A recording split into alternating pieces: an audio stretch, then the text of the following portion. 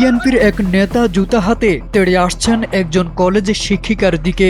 এমন একটি ভিডিও সামাজিক যোগাযোগ মাধ্যমে এখন ভাইরাল, জানিয়ে চলছে তীব্র আলোচনা সমালোচনা।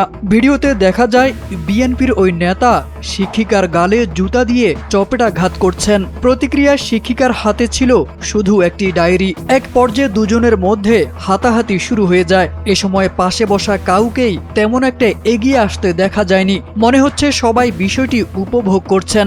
ঘটনাটি ঘটে রাজশাহীর একটি কলেজে, যেখানে কলেজের শিক্ষিকাকে জুতা দিয়ে অনবরত লাঞ্ছনা এবং মারধর করতে দেখা যায় সেখানকার এক ইউনিয়ন বিএনপির নেতাকে।